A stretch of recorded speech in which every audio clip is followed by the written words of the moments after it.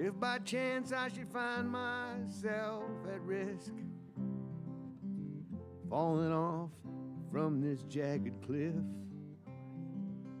I look below and I look above, and I'm surrounded by your boundless love. Oh, surround me with your boundless love. Confound me with your boundless love. I was lost at sea, lost as can be, till you found me with your boundless love. Oh, surround me with your boundless love. Ooh, confound me with your boundless love. I was drowning in a sea, just as lost as I could be, till you found me with your boundless love. Till you found me with your boundless love.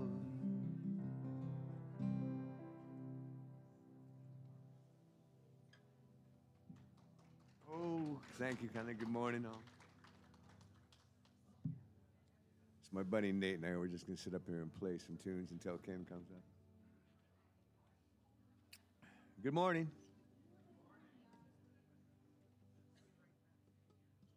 Raise my voice and sing.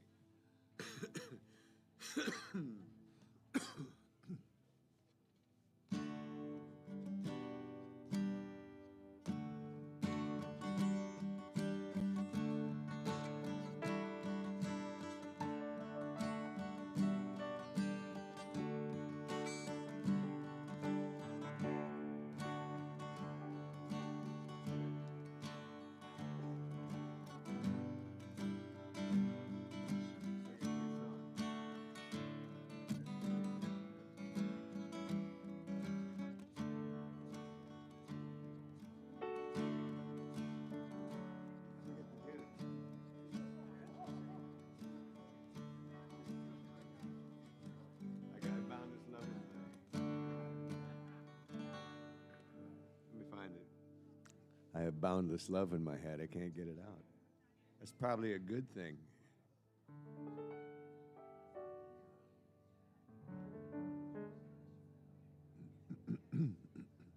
That's crazy. Totally stuck in my head.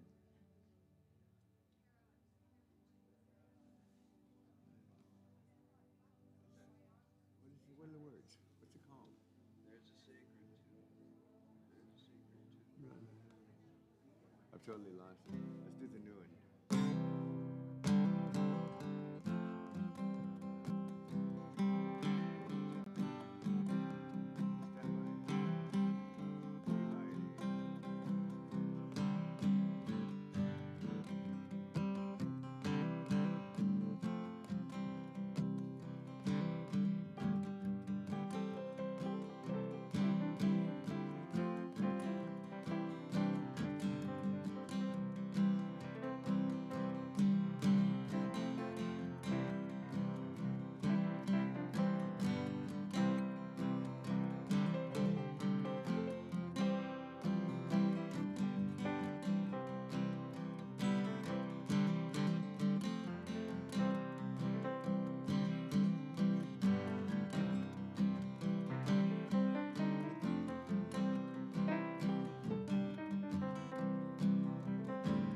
Never know what will appear on the horizon, but there's no need to fear. I'm taking it day by day.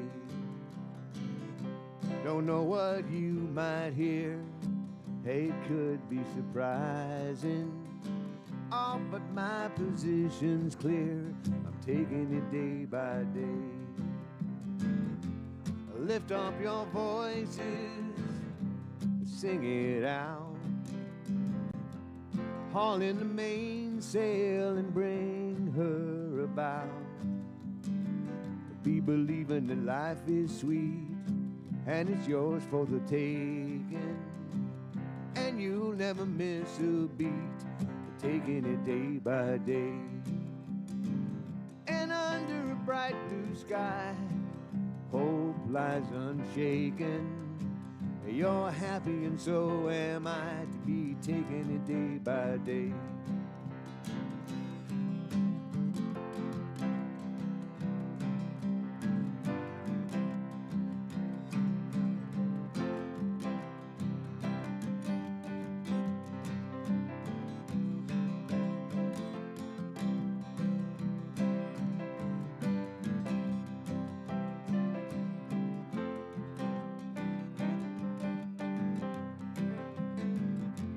Lift up your voices, sing it out. Set a new course and bring her about. Keep believing that life is sweet and it's yours for the taking. And you'll never miss a beat, you'll be taking it day by day. And under a bright blue sky, hope lies unshaken. You're happy and so am I, to be taking it day by day. We'll be taking it day by day. We'll be taking it day by day.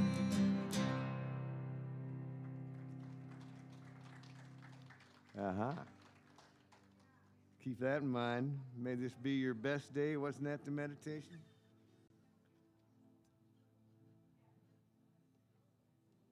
Key of G, I guess. Lean on me. Helps to have someone to lean on. This is one we just rediscovered. 2, 3, 4.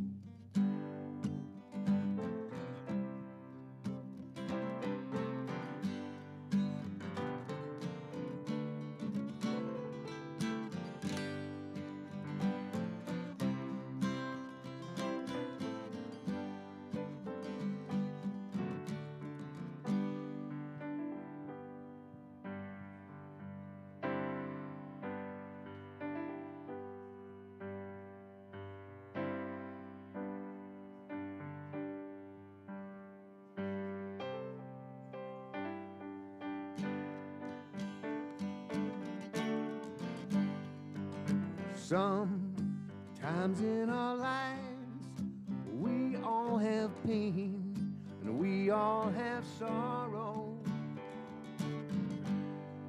If we are wise, we know that there's always tomorrow. Lean on me when you're not strong, and I'll be your friend. I'll help you carry on. No, it won't be long, 'cause I'm gonna need somebody to lean on. Please swallow your pride if I have things you need to borrow, for no one can fill those of your needs that you won't let show. So lean on me when you're not strong, and I'll be your friend. I'll help you carry on, and though it won't be long, I'm gonna need somebody to lean on. You just call on me, brother, when you need a hand. We all need somebody to lean on. I just might have a problem. Do you understand? We all need somebody to lean on. Lean on me.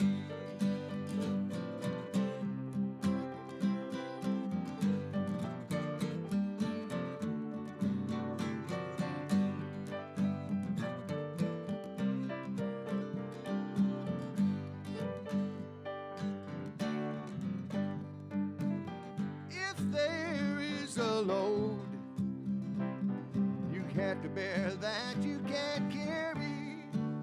Hey, we're right up the road. I'll share your load if you just call me. You just call me if you need a friend. You just call me if you need a friend. You just call me if you need a friend. You just call me, you just call me and lean on me when you're not strong, and I'll be your friend. I'll help you carry on, and no, it won't be long. We're all gonna need somebody to lean on. Need somebody to lean on. You're gonna need somebody to lean on.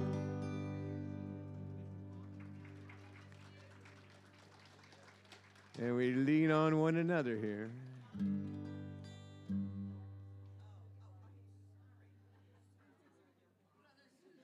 We maybe have to do one more.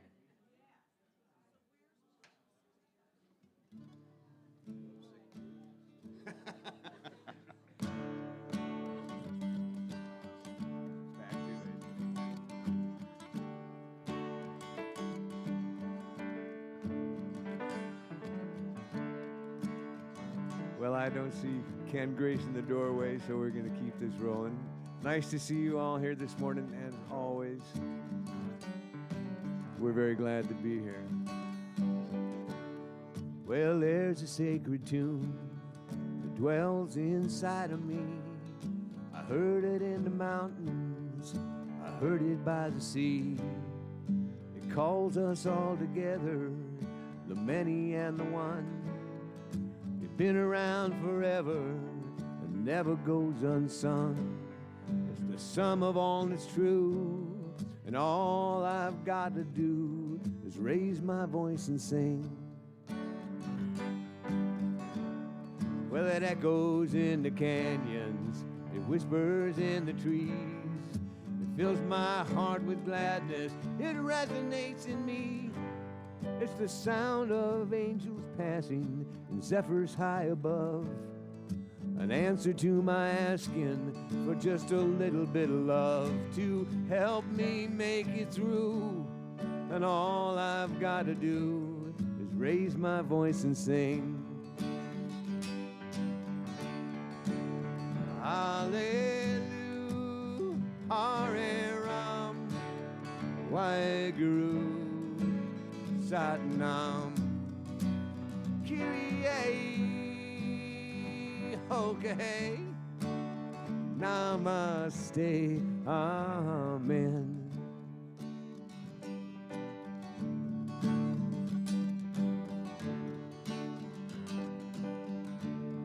And that sacred tune, so resonant, so clear, resounds across the ages for everyone to hear. Hey, it doesn't need a venue, it doesn't need a band. You just open up and then you will come to understand that it's ancient yet it's new. All we've got to do is raise our voice and sing.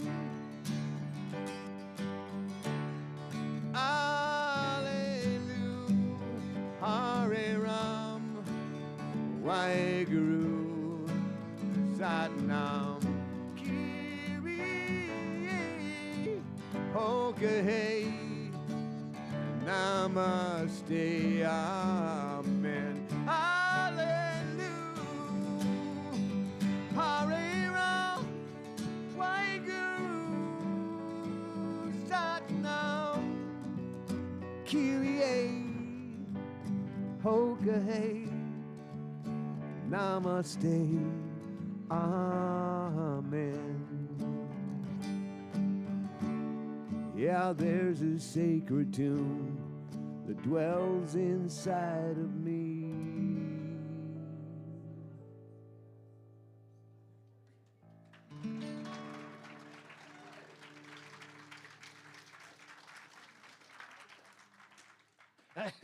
Thank you, Don. Thank you, Ken. Good morning, everyone. Welcome to the Center for Spiritual Living of St. Augustine. We're very happy to have you here. If you're joining us online, we're very happy you're online, but you can't match the energy in this auditorium, so we're glad you're here. You know, we are a teaching that has no dogma. We don't tell you what you should believe. We just encourage you to believe and want to believe. Believe in the best of yourself. Believe in the best of life. Believe in the best of God. Know that you're here so you can experience all of the Spirit's goodness, health, and prosperity. Know that you are the beloved of creation, that you are a channel for God's love made manifest here and now.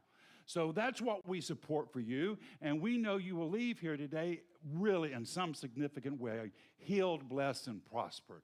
And to help that, all you have to do is just leave all your worries, your fears, your would-haves, your could-haves, your should-haves, leave that stuff outside, and for the next 45 minutes or so, open up an avenue of spirit possibilities. And what are spirit possibilities? Well, they're for more love, more joy, more happiness, more dance, more technology that works, more great music, everything in life. Everything in life that makes us feel alive. Because that's what you're doing here, that's what I'm doing here, and this center helps and supports that. Well, we have a couple of announcements here today. We have the final class at 11:30 for the Essential Earnest Homes. So if you haven't attended any of them, or maybe you've attended some, this would be a good class to attend. Swamini Radhakananda is going to start a class here on May 2nd at 10:30. That'll really be an interesting class. We have the Venus Manley Scholarship continuing. So if you'd like to make a donation, or if you know of a student who would be good to apply for that, there are forms outside. And just a preliminary announcement, I know most of you, many of you knew my wonderful friend Marcus Cornelius III. He made his transition a couple of months ago, and we are creating a celebration of his life because his life needed to be celebrated. And that's going to be on May 26th. We're not really sure of the location. I'm hoping they'll have it here, but we'll see how that goes. But I'll keep you informed of that.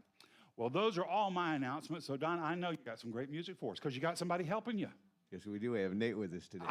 Nate, glad you're here, buddy.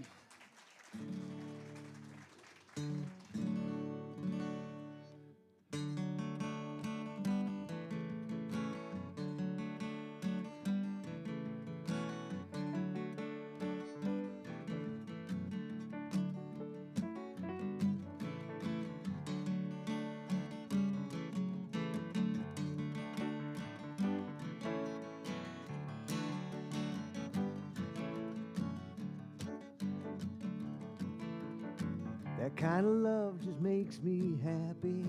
That kind of love just gets me through. The kind of love I only get from you. When I feel it deep inside me, I know there's nothing I can do. That's the kind of love I get from you. You are the answer to what's ever troubling me. In time of anger, it's as though my heart were locked, but you got the key. That kind of love just makes me happy. The kind of love just gets me through. The kind of love I only get from you. When I feel it deep inside me, I know there's nothing I can't do. And that's the kind of love I get from you.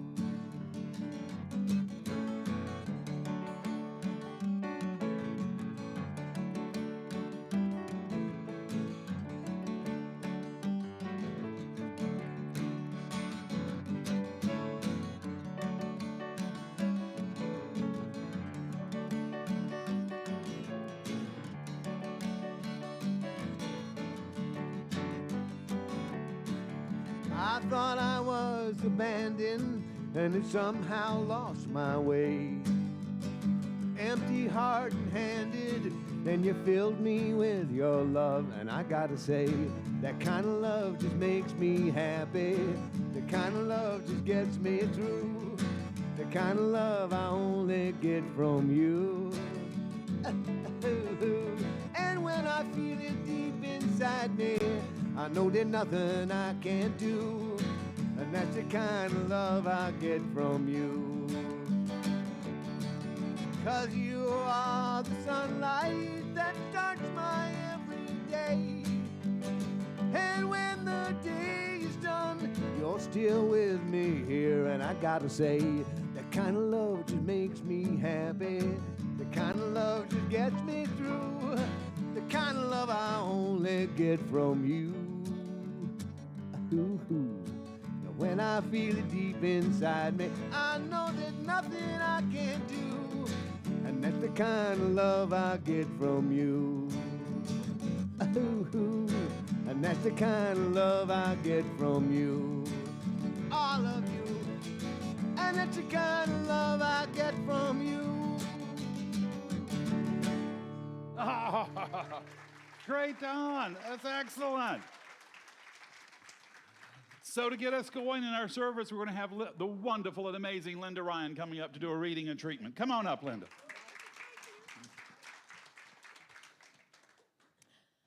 Well, sometimes I get this message from Spirit to change what I was going to do, but this time I didn't. So I guess you were all meant to hear it. And it's actually from the Science of Mind magazine for today, and it's titled, "Every Step of the Way is the Way." Your life's work is to find your life's work and then to exercise the discipline, tenacity, and hard work it takes to pursue it. And that was Oprah Winfrey that wrote that. And then from the Science of Mind book, "Every Step of the Way, God Goes with Us." In the business world, keeping the faith longer than most is called tenacity. Before someone becomes successful, they may hear others say, "It's crazy, impractical, irrational." Have you heard that? To succeed, you must hold your vision, even while others can see what you can't see, what you can see, even if they call you names. Emily Earhart offers her perspective of tenacity, saying, "The most difficult thing is the decision to act. The rest is merely tenacity. The fears are paper tigers. You can do anything you decide to do. You can act to change and control your life, and the procedure and the process is its own reward. When you align your energies and actions with the spirit that gave you the vision, all you need to make your vision a reality is already known within that divine mind. You are its outlet. Keep the vision before you more real than all the signs that say it's over. When you continue to put one foot in front of the other in the direction of your vision, you come to experience your success as the result of many minor steps that, added together, create your triumph. Perhaps, like Henry Winkler says he does, we can live by two words: tenacity and gratitude. And as you do, continue to put your gentle calm into every step, making every step a giant leap in achieving your manifested destiny. And the affirmation, "Every step I take on my journey with its twists and turns leads me to my destiny." And now, if you like, close your eyes, but get in a relaxed position. Take a deep breath. And I will say this in the first person so you can take it as your own. I know there is one divine presence. That presence is everywhere present. It's all loving. It's all powerful. I am so grateful for that presence, and I know that I am at one with that presence. And here today, I see this world opening up to love, to the consciousness that each and every one of us can share with another, with our unconditional love, our moving forward in our desires and our interests, in being the person that we were meant to be, and taking every step in our vision for what we like, and using that tenacity. I am so grateful that this is the absolute truth. I am so grateful for the center. I am so grateful for Reverend Ken, for our music today, for all the people that make this church possible, the many volunteers that we have that help make it so. And I release this and let it go and let God, and so it is. And so it is. Thank you, Linda.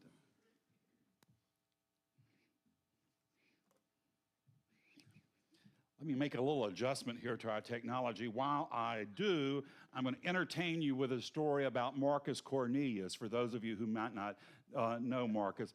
To say he was a character would be maybe an insult to characters. One time he loved the woman who was the founding minister here. Her name was Jewel Kutzler. He thought she was and she was a very wise woman. So he had this serious health condition. Now, Marcus, what you have to know about Marcus is he was a ladies' man. He loved to run around with the ladies. And he had this serious health challenge. He went to her. He says, Jewel, the doctors tell me this. I'm worried about it, Jewel.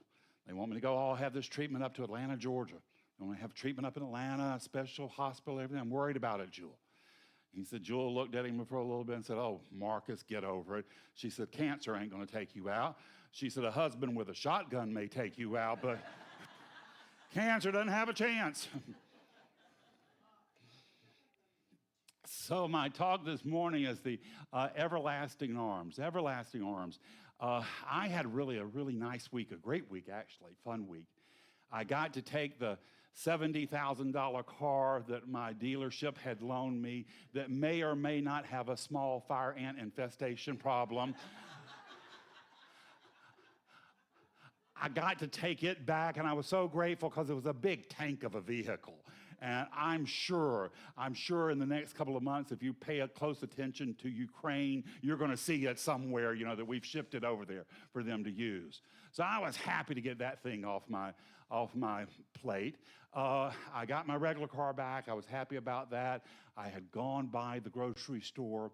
I went in the grocery store. They had this big summer display for a drink my sister really used to, that's all she drank, Mountain Dew. Mountain Dew. Now, Sandra drank it by the case, but she was too cheap to buy the brand version, so she bought the knockoff version. It was called Dew Drop, and she drank the diet one, the Diet Dew Drop. I swore you could pour that stuff in a car battery and it would start it up. So I thought, I hadn't had Mountain Dew for a long time. Let me get a thing of Mountain Dew. So I got it. I put it out into the garage in the refrigerator in the garage, and I was doing my yard work. I continued to do a lot of yard work this week. And so I would go pop a can of it when it was gotten really cold and I was working up a sweat.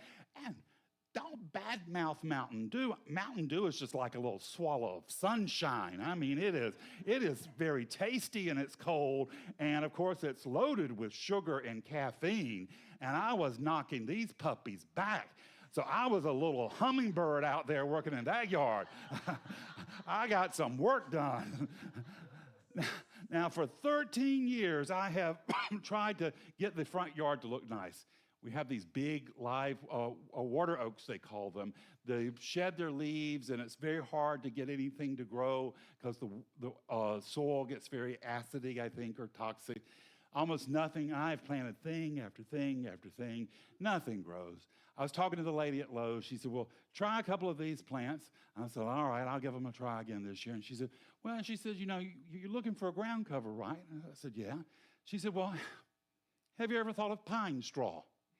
Pine straw. I had not thought of pine straw. Here's the thing about pine straw. You don't have to dig a hole for it. You don't have to water it. It's already brown like the other plants that I put in eventually become. So it's looking really nice. I got the plants out there. I've got the pine straw out there. And so it's looking nice. It took me 13 years to get there, but hey, I'm there now. Thank you, the lady from Lowe's. I also had kind of a nice little bit of synchronicity happen to me. we talk about synchronicity. Carl Jung first started talking about synchronicity. It's when two kind of random things event that point up to more of a purpose. Like two random things that kind of show a pattern or that there's something more going on than just random events. I had one of those. I had gone to where we get our name tags for our members. I go over there a couple of times a month. People are always new members and such.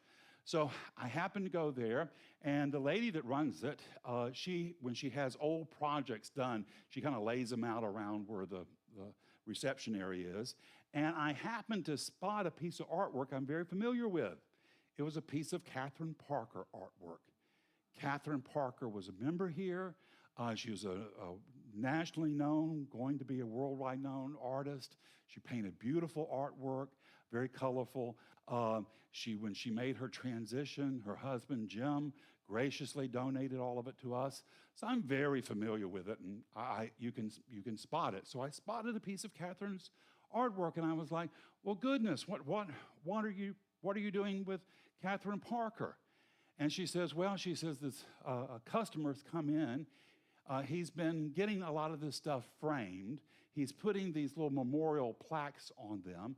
She said, he did this a couple of months ago, and she says, but I haven't seen him. She says, I've been calling him a lot, but I haven't been able to get in touch with him. She says, so I don't know what's going to happen to this stuff if I can't reach him.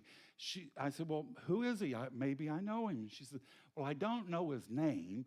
She says, but he's a cantankerous old lawyer in town.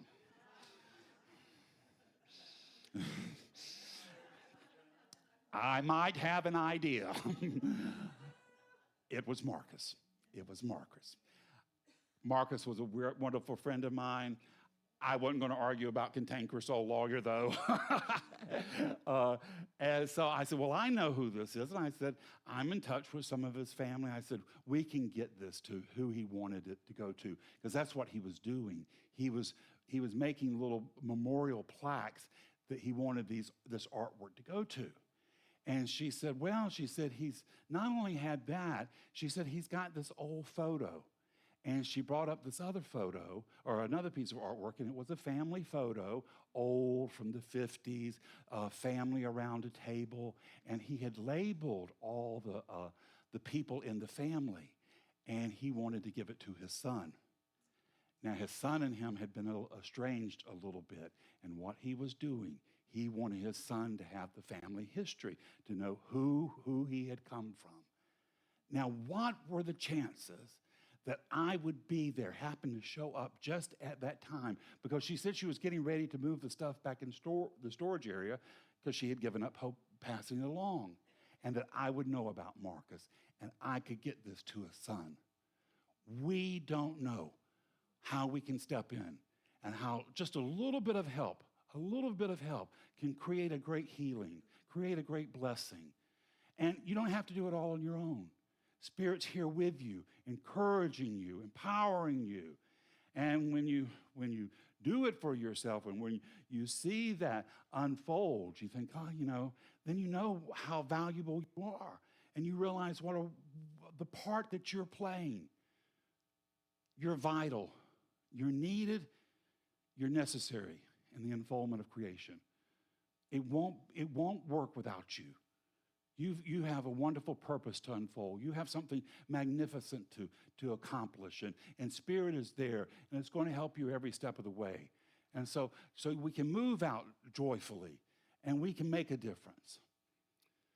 Now, this past week also happened to be the Jewish Passover service that happened on Monday, and where most Jewish people would celebrate a Seder. That has been happening for over 3,000 years. Can you imagine? 3,000 years we can trace this back to commemorate the Passover. The Passover is when the angel of death passed over the Jewish households, where they'd make certain marks so they wouldn't suffer.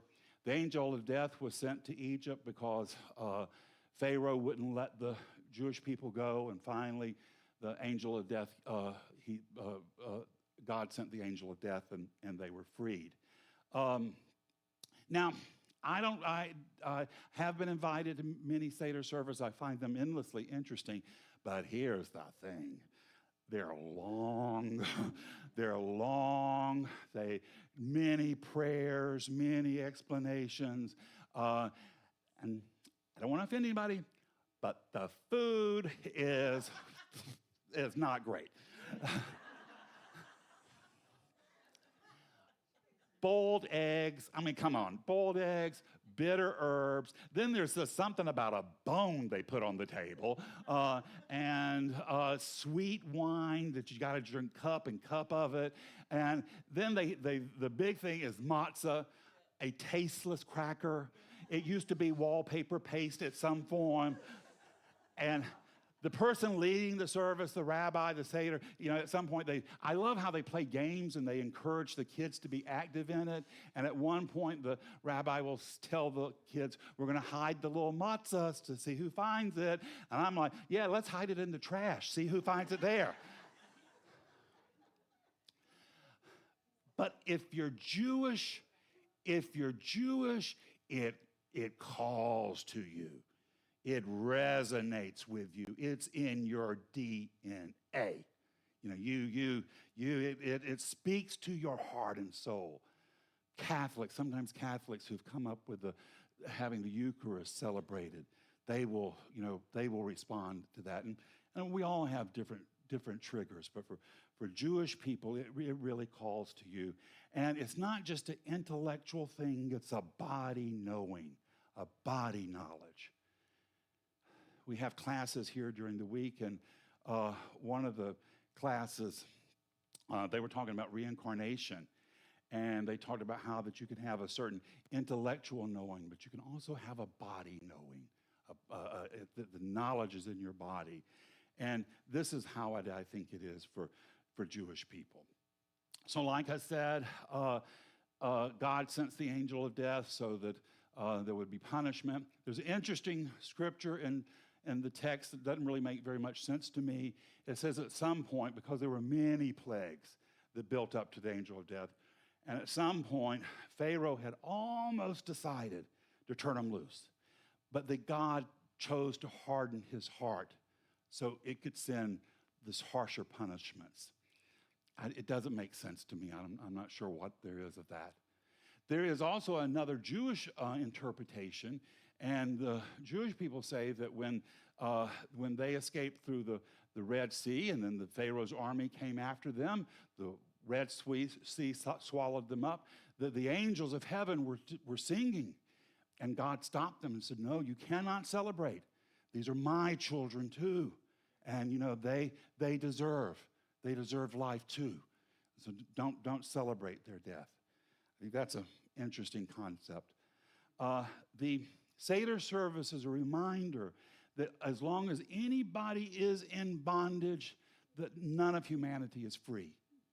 That as long as there's anyone in bondage, that we all have to do our part. We all have to do our work to free everyone.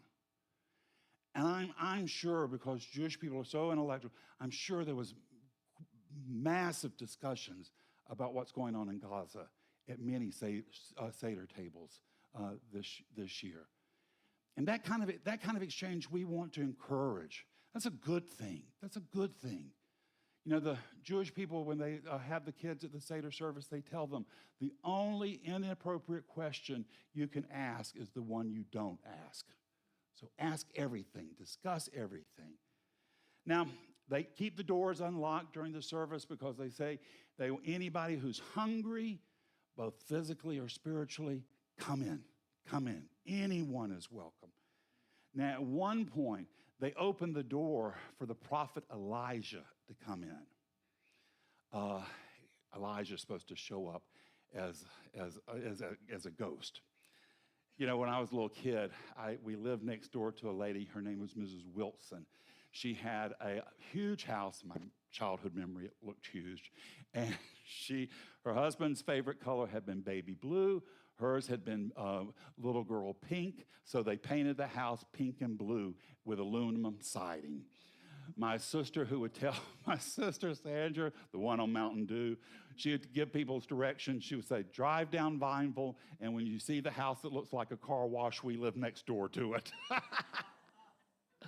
So, there's the spiritual hunger that we can satisfy with our questioning. That's what we're here to do, question and to be interested. Now, the prophet comes in, and Elijah is the precursor to Christ in the text. He is the foretelling of Christ, and he's very, very important in Jewish thought.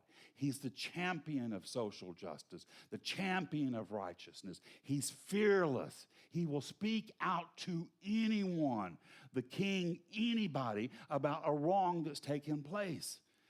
He supports the marginalized, the downtrodden. And in times of need, Elijah is known to show up as a beacon of hope and light. He exemplifies that when we are with Spirit, when we're doing our part, we're going to be taken care of. You don't need to worry. You don't need to stress out. Spirit is with you. God has not abandoned you. Elijah's time, the Israel was going through a famine and a drought.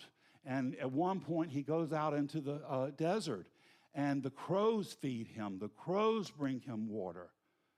Later on, he goes back into Jerusalem. When he's going into Jerusalem, he sees a woman gathering sticks, and he tells her, he says, will you give me a little water? Will you feed me?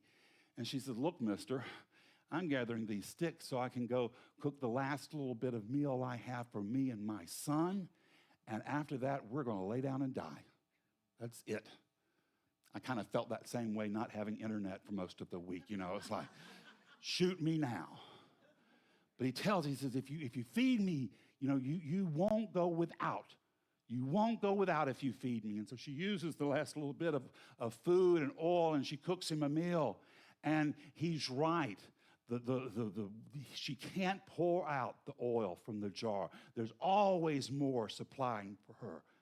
Later on, when her son actually does die, Elijah resurrects him. She had been fearful of hunger killing her son, but something else was on the path. But with its Spirit, when she gave up her need to intellectualize everything, when she gave up her need to be in control of everything, when she turned her life over to Spirit, Spirit's like, I have got you. You don't have to be worried about going hungry. I've got that. And whatever else is coming up, I'm going to handle that. When we are with Spirit, we're more powerful than we can imagine. And there is nothing that happens in the world. We need to fear no man, no drought, no downturn. We're going to be all right when we're on the move with Spirit. Dr. Holmes says, as we turn to God, God turns to us. So what is this teaching? It's teaching us that we need to believe in ourselves. We need to know that we have purpose. In Scripture, it says that their strength will be renewed. They will soar like the wings of eagle. They will run without growing weary. They will walk without growing tired.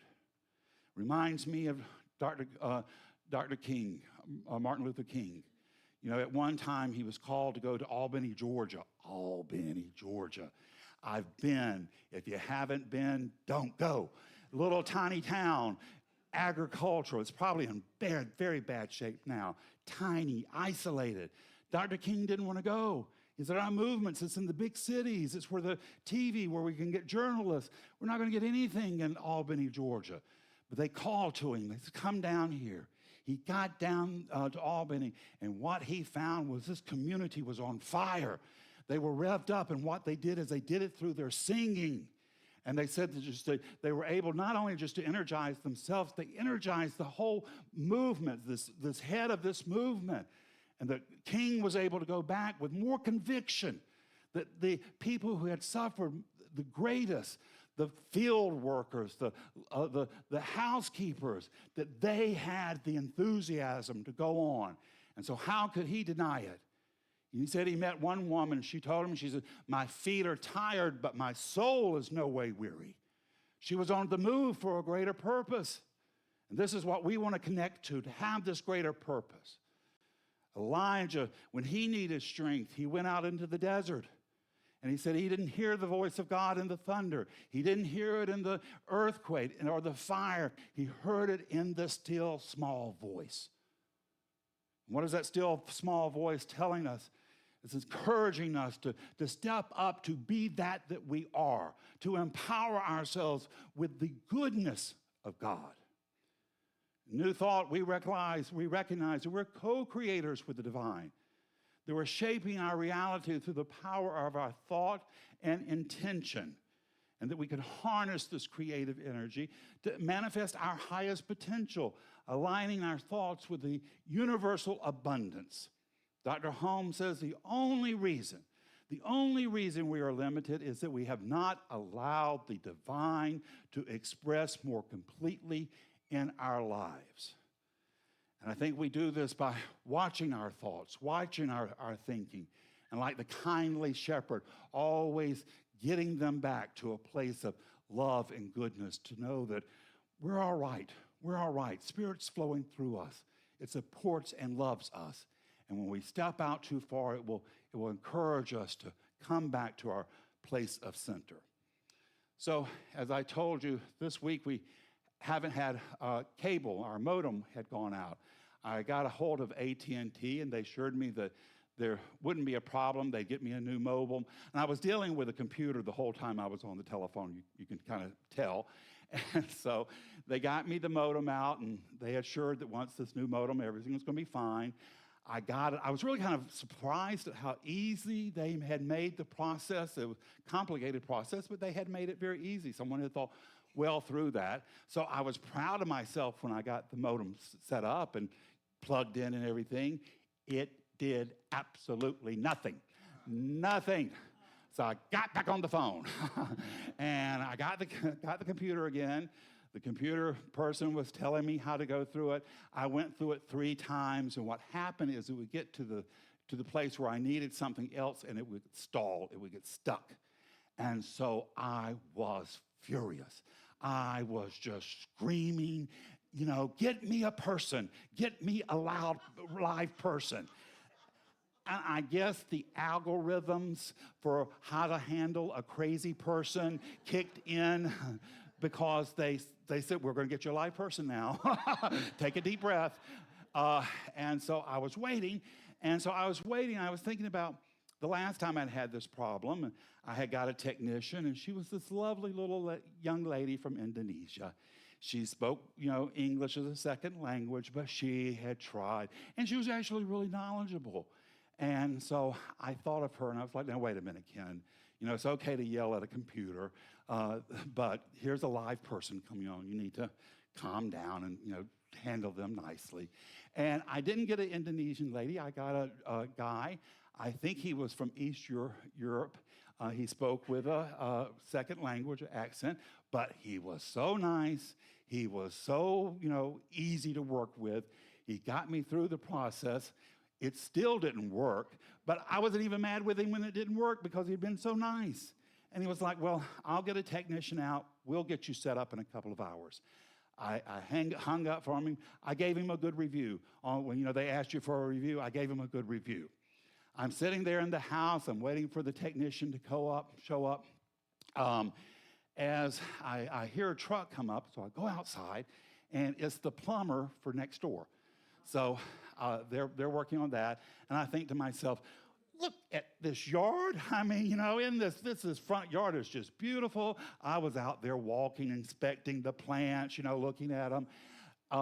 In the middle of that, the AT&T guy comes up, and so he tells me, he says, I hear you have no internet.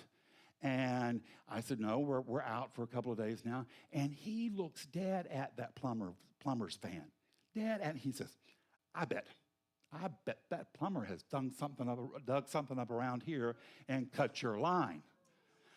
I'm standing in the middle of all these new plants that I've put in.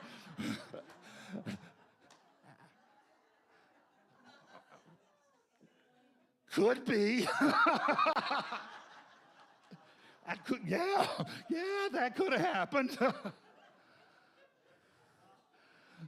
So he went and checked the box. He checked the box. He said, they installed this. He said, we would never install it this way again. I'm going to run you a line. I'll have you hooked up. I'll be out of here in 20 minutes. I was so happy. I offered him a Mountain Dew on his way out.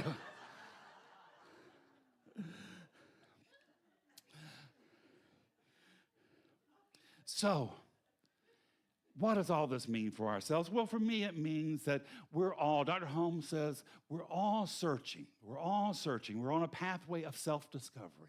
He said that discovery is the core of our being. He said it is God. That's what we're searching for within ourselves. Now, if you have a trouble with saying God, add an extra vowel and say good. I'm searching for the good within. The good is there. We have always been living with it. It's ours to tap into. And when we do, we're going to create light and love and compassion. We're going to know who we are, and we're going to know that we can be on the move. That there is boundless possibilities in the universe for us to embrace, for us to use divine intelligence to create a world that works for everyone, for us to rest in the everlasting arms of love, compassion, peace, ease, and happiness. It's where every one of us belongs, and every one of us has a home there. This is the truth in your life this morning. It's the truth in mine, and so it is.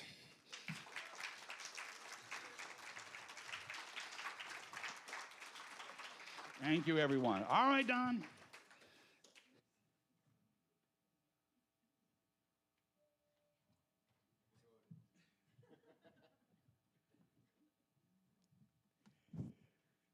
Well, I'm always trying to cue off of the many things. I could change this song to There's Mountain Dew.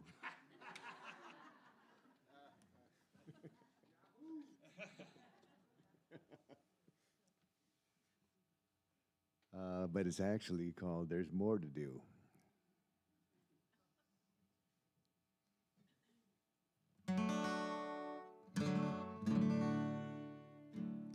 Thank you, Ken. I'm sure glad to be here. I'm always glad to be here.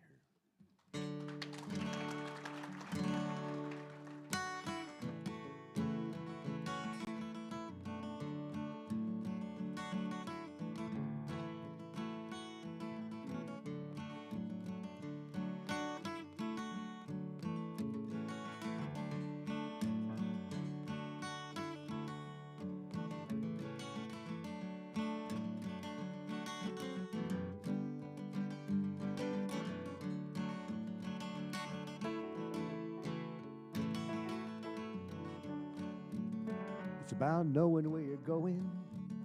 Doesn't matter where you've been. Being present in the moment is a good place to begin.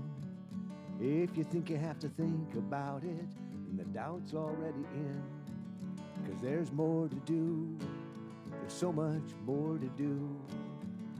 About staying on the right track, but not minding when you stray. There's a road that always winds back. With luck, you'll find your way. If you think you have to think about it, then it's probably not okay. 'Cause there's more to do. There's so much more to do.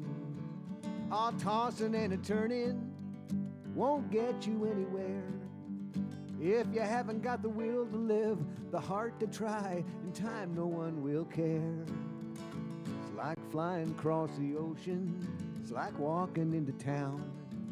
You don't reach your destination till the wheels and heels touch down. If you think you have to think about it, then you better turn around. 'Cause there's more to do. There's so much Mountain Dew.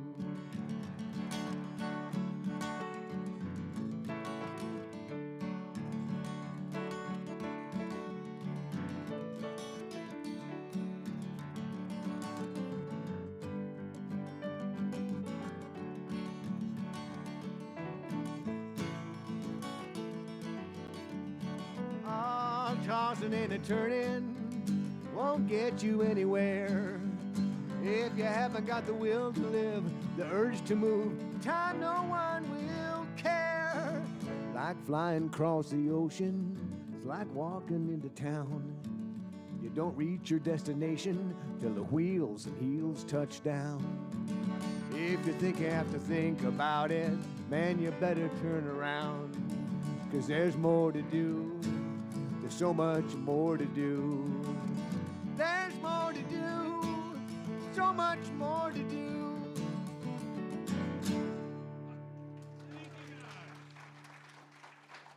Perfect. So now we come to the time we support ourselves, and we support this center because this is a great place to be. Where else are you going to go on a Sunday morning and get some good message, great music, and some good feeling laughter and feeling good about yourself? So we want to support this place. We can do it a couple of ways. You can do it through your volunteership, you can do it in your prayer, and you can do it by in coin. However you choose to support us, if you'll take your intention and place it over to your heart and read with me this affirmation of prosperity. I live in a universe of abundance as I joyfully and I join in the divine flow, and all I share with life returns to me multiplied abundant. They changed it up on me. All right, guys, what do you got for me?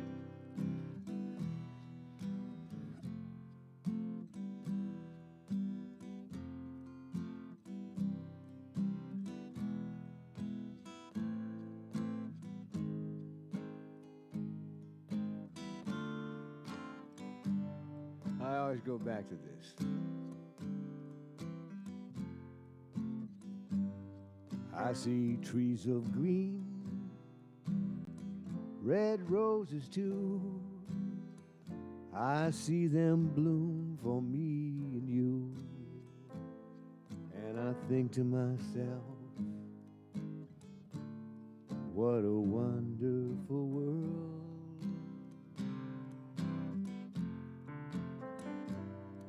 I see skies of blue and clouds of white, the bright blessed day and the dark sacred night. And I think to myself, what a wonderful world.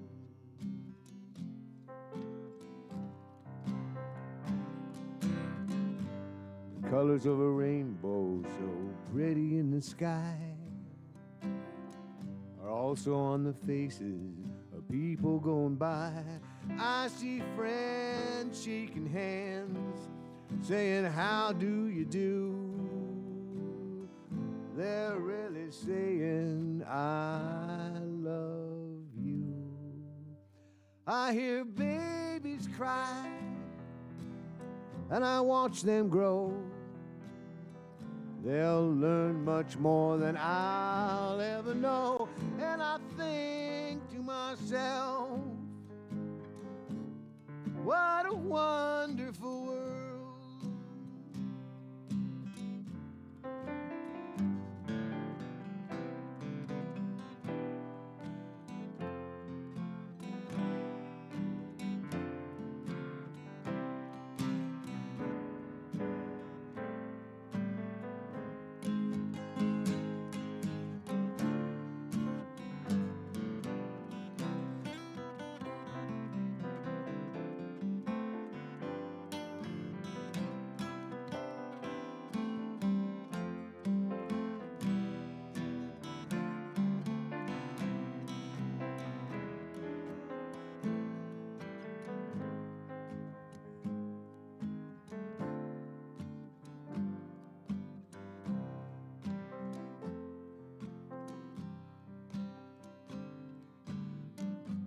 The colors of a rainbow so pretty in the sky, also on the faces of people going by. I see friends shaking hands, saying, how do you do? They're really saying, I love you. I hear babies cry, and I watch them grow. They'll learn much more than I'll ever know. And I think to myself, what a wonderful world. Oh, I think to myself, what a wonderful world.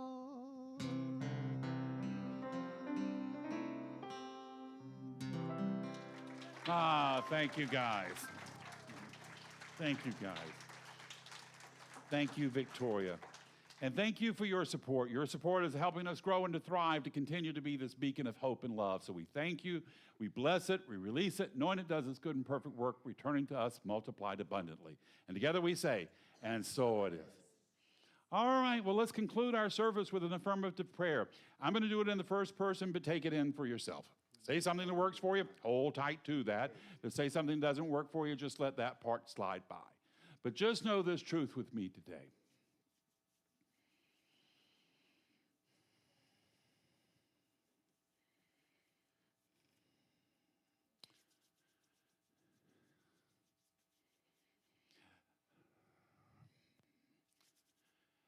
There's but one God and one mind and one power.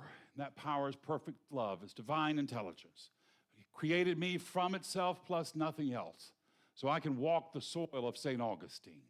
So here today, I open myself to all the intelligence, the wisdom, the courage to move out into the world and to be myself, to be who Spirit has called me to be. So this morning, I leave this place encouraged.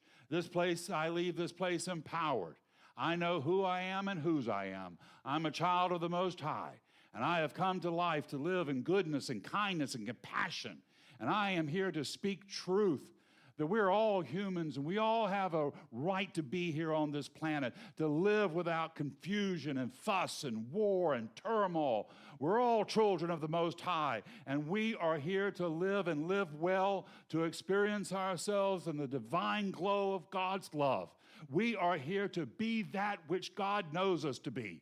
So leaving here this morning, I'm inspired. Leaving here, I'm encouraged. I'm empowered. Leaving here, I know that God is with me every step of the way, calling me on. And I am not going to give in to lack and limitation anymore. I've played with those small ideas long enough. From here on, I'm going to know myself as God knows me, and I'm going to live as God would have me to live, bold and dynamic, courageously, joyfully, with song and music and dance. I'm going to live the life that I have been told is mine to have. This is my truth. Every cell of my being radiates this right knowing, and I release this prayer into the mind of God to do its good and bold, dynamic work, returning to me multiplied abundantly. And together we say, and so it is. All right, my friends, before we leave, I want to leave you with one last idea, and that is your life. Your life. It's not a problem to be solved. It's a miracle unfolding. Your job this week is to go name your miracle, proclaim your miracle, and make it your own. God bless us all. Now let us go be the miracle God is calling us to be. Until we see each other again, this is Reverend Ken wishing you many blessings. Think of your fellow man. Lend him a helping hand. Put a little love in your heart. You see it's getting late. Oh, please don't hesitate. Put a little love in your heart. And the world will be a better place. And the world will be a better place for you and me. You just wait and see. Come on, put a little love in your heart. Put a little love in your heart. You've got to put a little love in your heart.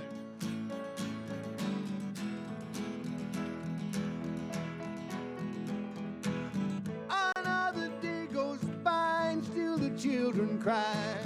Put a little love in your heart. If you want the world to know, we won't let hatred grow. Put a little love in your heart. And the world will be a better place. And the world will be a better place for you and me. You just wait and see.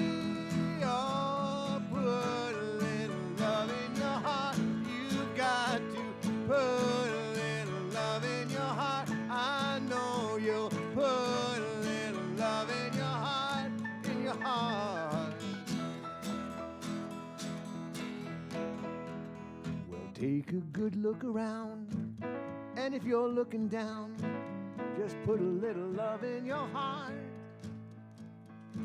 I hope you will decide kindness will be your guide. Put a little love in your heart. Believe me that the world will be a better place. All the world will be a better place for you and me always.